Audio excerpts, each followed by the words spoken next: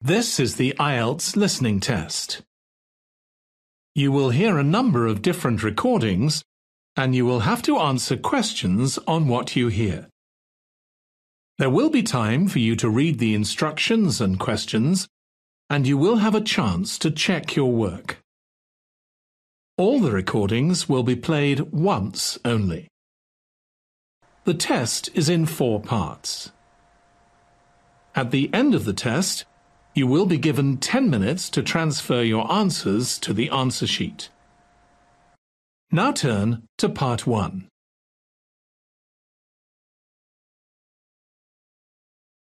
Part 1.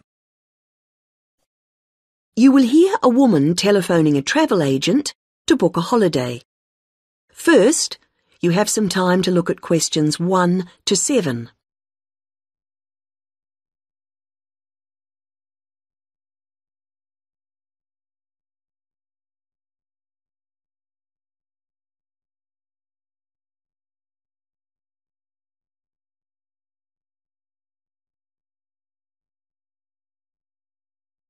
You should answer the questions as you listen, because you will not hear the recording a second time.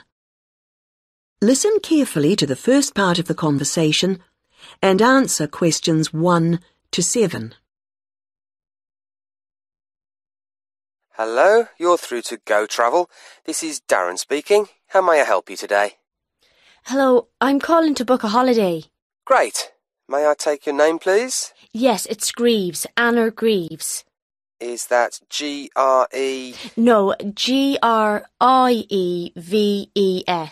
And Anna is with double N. Right. Thank you, Anna. Now, we're delighted you've called us. Can I ask where you heard about us? It was your advertisement in one of the magazines. Was it Holiday World? Oh, yes, that's the one. Good, thank you. It's useful to know. Of course.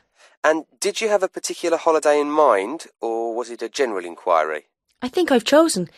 I like the look of the one with the code FT4551. The right destination and the prices seem reasonable. Right. Now, was it for yourself only, or...? Oh no, I want to go with a couple of friends, so there'd be 3 of us going. OK. Now, there's a choice of dates, as you know. Yes, I think, well, we've got to be back by the end of August, so if we say going on August the 16th, that would work fine. No problem. And you can also choose the length of your holiday. There's, let's see, 7, 11 or 14 nights. We thought the middle one would be great. Longer would be nice, of course, but... Maybe next year. Yes. And you do need to have insurance. Uh-huh. With 3 levels, Standard, Super and Super Plus. Standard seems a bit basic. Let's say Super. That should be sufficient. Fine. Before you hear the rest of the conversation, you have some time to look at questions 8 to 10.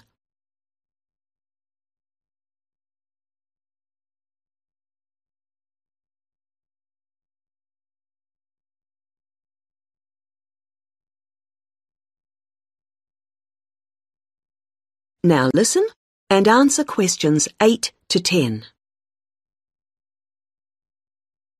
Well, that's all good so far, and the availability's OK. Have you looked through the list of options? They're in the advertisement. I have, and I've got the list here. Some of them do seem a good idea. Which ones would you like to take? In terms of the hotel, the offer of picnic lunches, we'd leave that. We'd rather go to cafes. I think a balcony for the room is a must. It's so nice to sit out, enjoying the view. Oh, yes. And then the trips. I think we'll pass on the night bus one. I never really enjoy the commentaries. And museums aren't really my sort of thing, to be honest, any more than dance is. Uh-huh. But I like practical things, so I think the demonstration of local arts could be fun. Yes, I would think so. And then in terms of getting out of town, going up the river on a boat sounds delightful, and I wouldn't want to miss that. But the mountains, well, sitting in a coach on those winding roads... I understand. OK, well, that's all I need for the booking at this point. Just a few details for you and then we'll check the payment.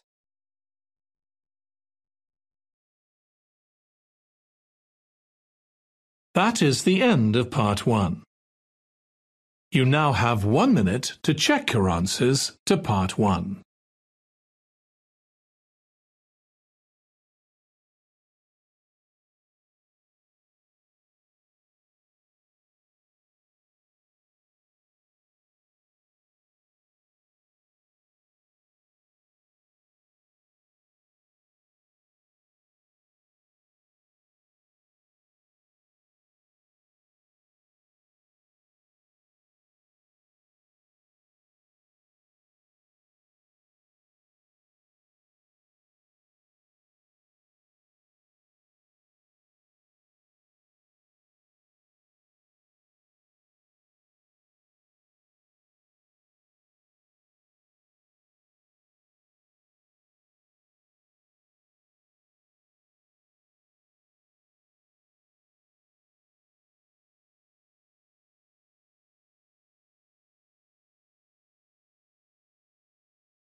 Part 2. You will hear a talk about Runwell, a charity that raises money by organising running races. First, you have some time to look at questions 11 to 17.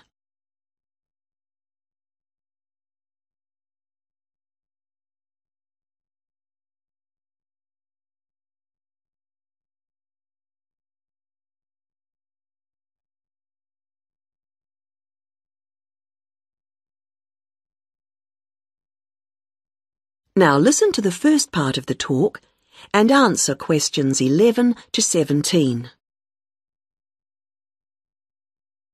I'm very pleased to have this opportunity to tell you something about the Runwell charity and the work we do.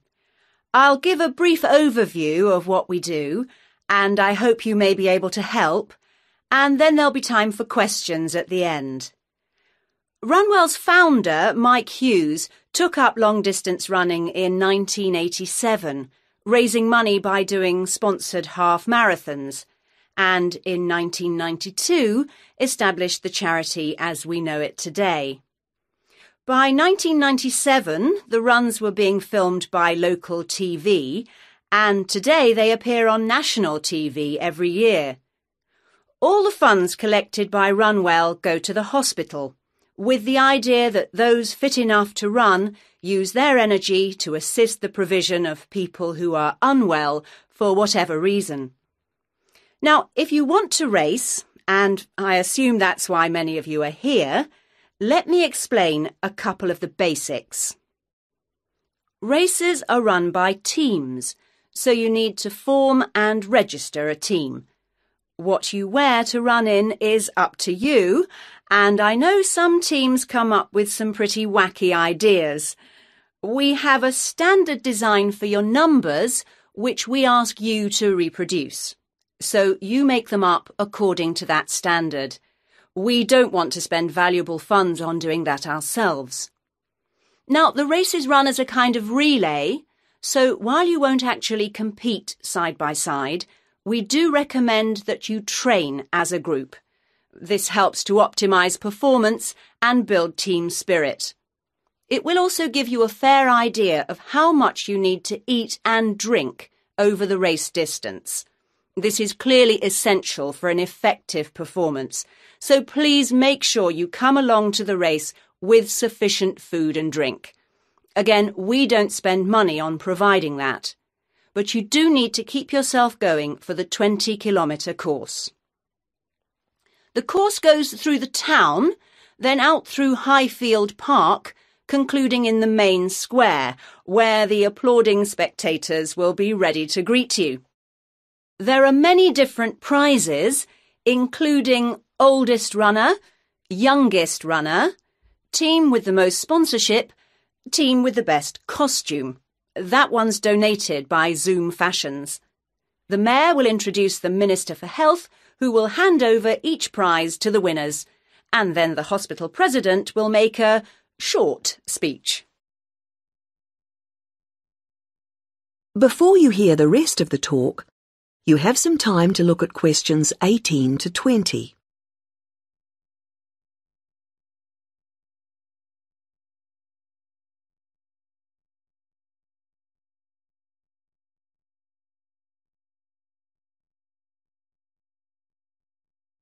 Now listen and answer questions 18 to 20. OK, that's the big race. But I know there are many people who don't feel they are up to running a 20-kilometre race, but who would nevertheless like to raise money for Run Well. Over the years, we've had experience of many ways of trying to collect money, some very successful, others less so. Now, of course, 20 kilometres is too far for children to run. But there was a sponsored swimming event at the local school last year, and that did very well. People have also tried to organise food-based events, such as selling homemade cakes and bread and so on at the market. And there was a large picnic arranged in 4 bright gardens, although these events failed to justify the efforts put into them, though I'm sure they were very tasty. These days, so many people are out at work all day that going from house to collect money isn't very effective.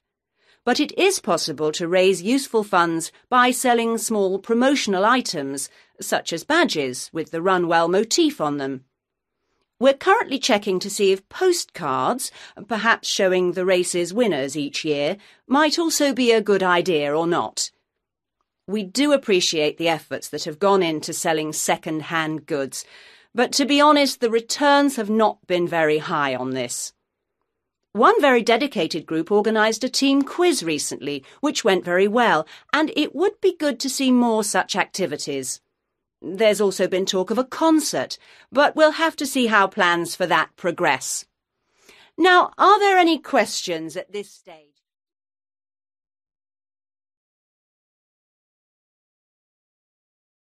That is the end of part 2. You now have 30 seconds to check your answers to part 2.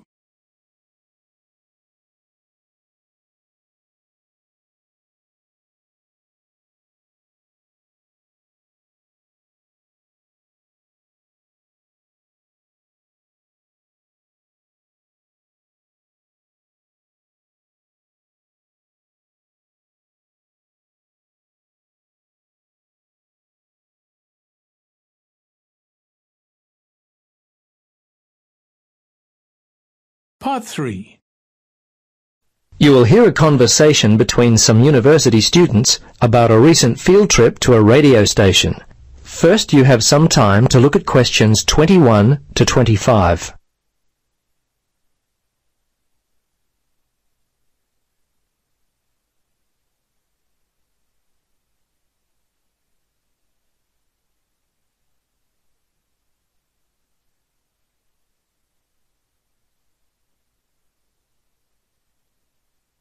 Now, listen carefully and answer questions 21 to 25.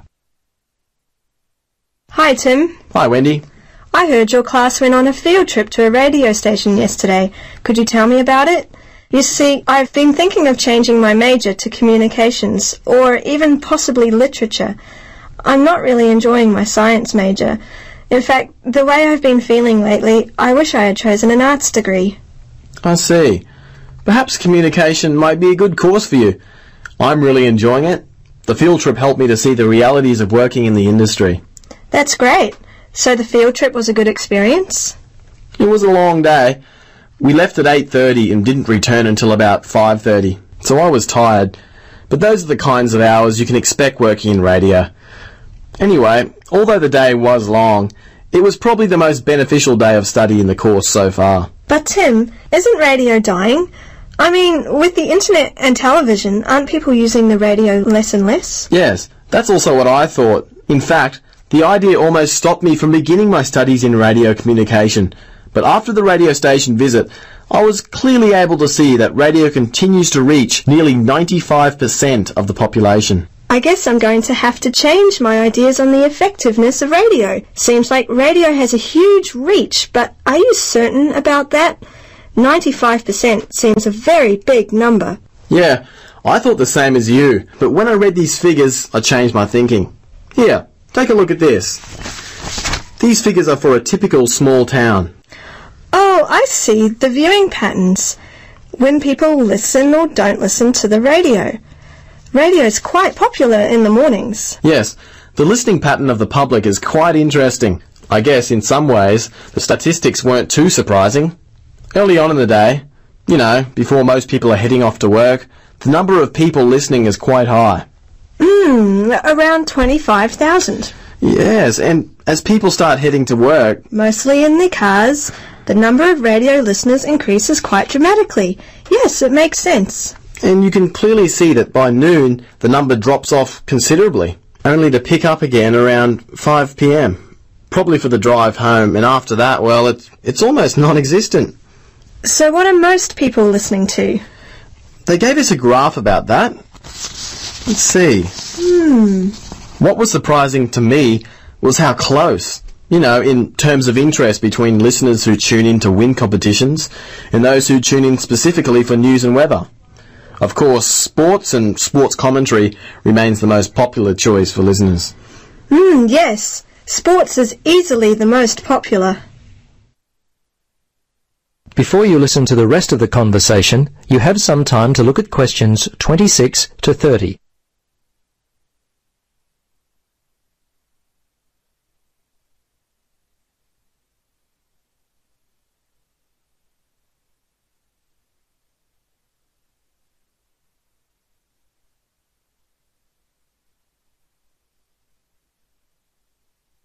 Now listen and answer questions 26 to 30. Tim, I'm interested in finding out more about how radio programs are produced. Did they take you behind the scenes and let you see how a radio show is actually made? Yes, they did. And I learned there's much more to the process than I'd originally thought. Some things are really quite obvious. Take, for example, a 1-hour show. Once you have decided upon your topic, you have to undertake the research, much like you would for any university assignment. You can't simply talk about any old thing. Preparation is very important. Okay.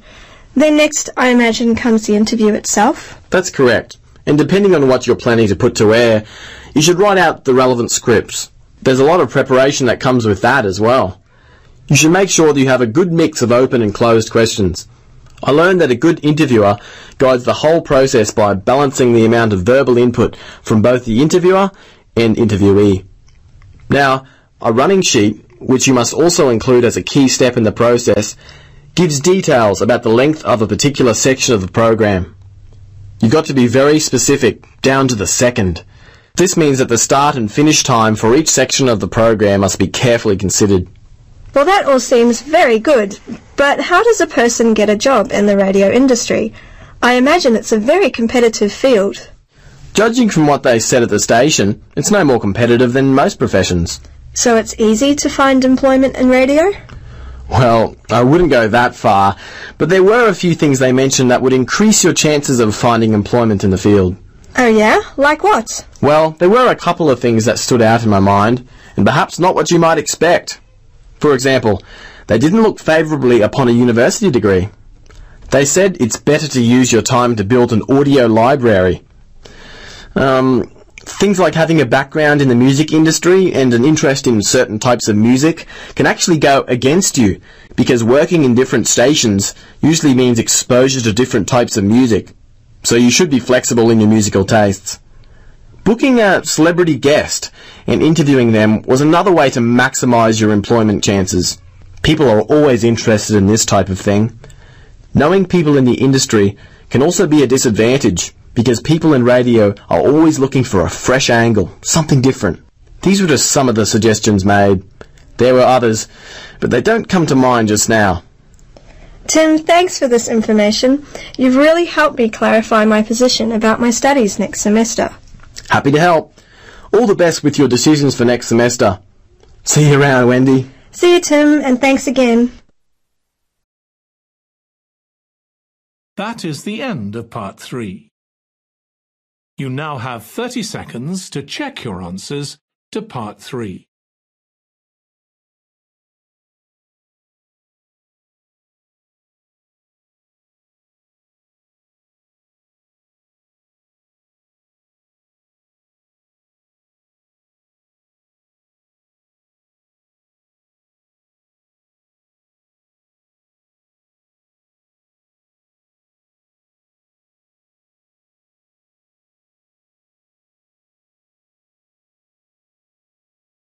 Part 4. You will hear the beginning of a lecture about turkey farming. First, you have some time to look at questions 31 to 40.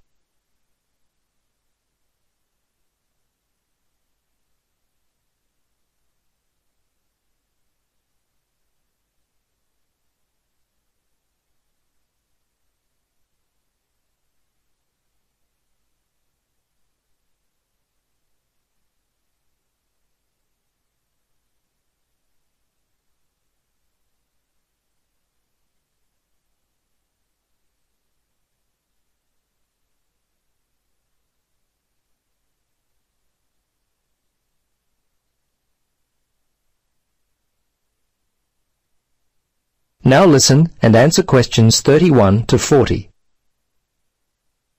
Good morning, everyone.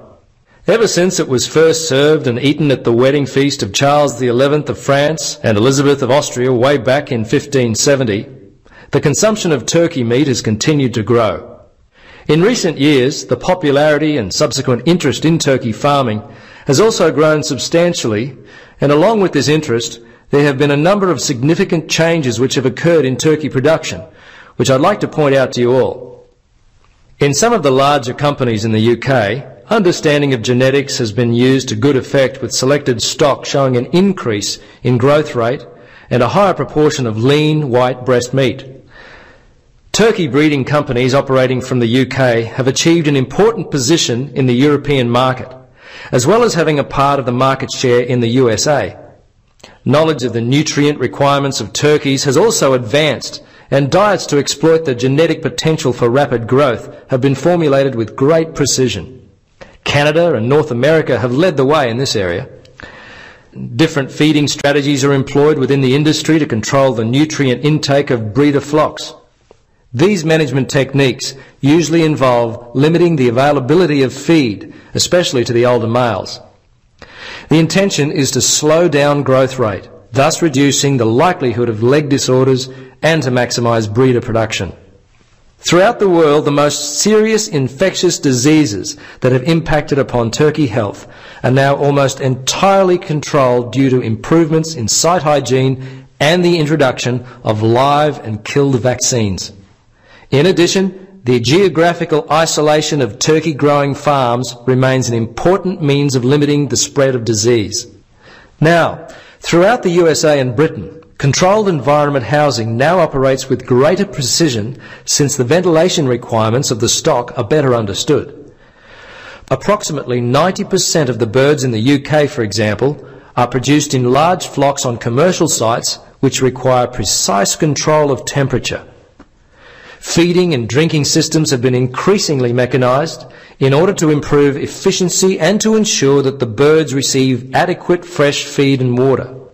Equipment such as artificial lighting is also used to overcome the long winters in some of the more extreme areas of the world. While quite popular early on, a vast majority of turkeys are no longer beak trimmed. However, in most cases where birds are kept in natural daylight, the beaks are usually trimmed when the birds are only a few days old.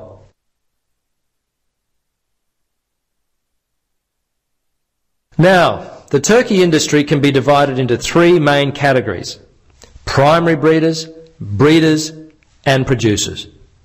The primary breeders maintain and develop the quality of the genetic stock within the population by selection of the most suitable individuals.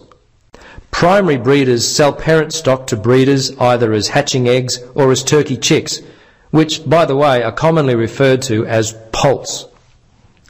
General characteristics that are important to the health and welfare of the birds are taken into account in breeding.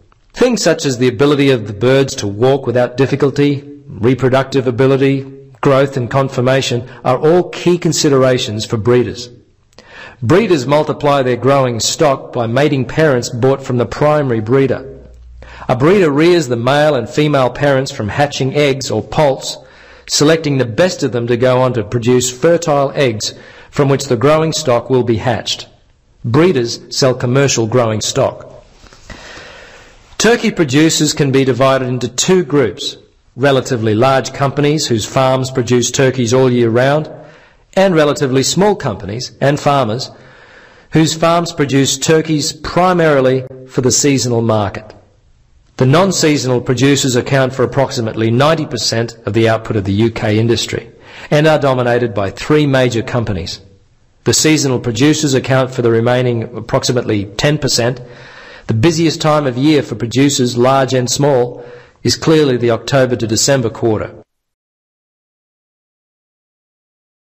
That is the end of part 4. You now have 1 minute to check your answers to part 4. That is the end of the listening test. In the IELTS test, you would now have 10 minutes to transfer your answers to the answer sheet.